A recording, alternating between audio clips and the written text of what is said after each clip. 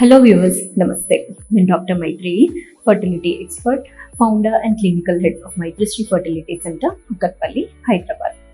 ఈరోజు మనము recurrent abortions గురించి మాట్లాడుకుందాము.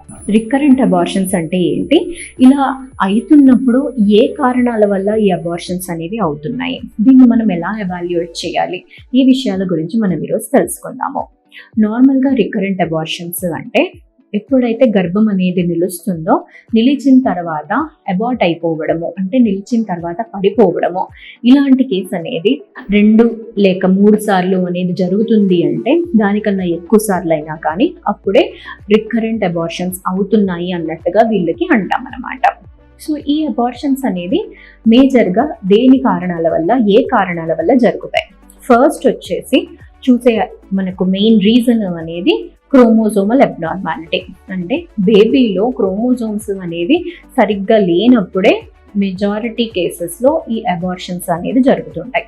జనరల్గా మనం హిస్టరీ అనేది తీసుకున్నప్పుడు భార్యాభర్త అనేది మేనరికం సంబంధాలలో అనేది మనం చూస్తుంటాం.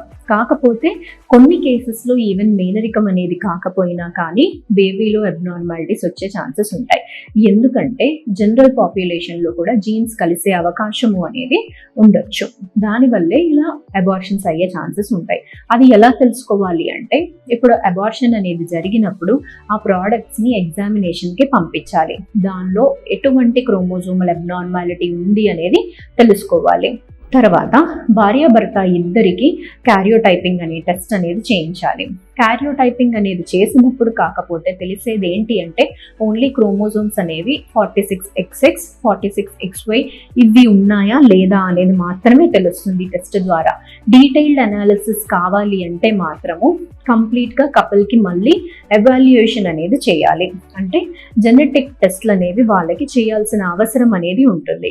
అది చేస్తేనే వాళ్ళకి ఏ లెవెల్లో జీన్లో ప్రాబ్లం ఉంది అనేది తెలుస్తుంది. అది తెలిస్తేనే మనకి నెక్స్ట్ ఏం చేయాలి అనేది సొల్యూషన్ అనేది దొరుకుతుంది. సో జస్ట్ క్యారియోటైపింగ్ చేసి వదిలేయడం వల్ల మనకి పెద్ద రిజల్ట్, అవుట్పుట్ అనేది ఏమీ ఉండదు. కంప్లీట్గా వాళ్ళకి జీన్ అనాలిసిస్ టెస్ట్లు అనేవి చేయాల్సిన అవసరం అనేది ఉంటుంది.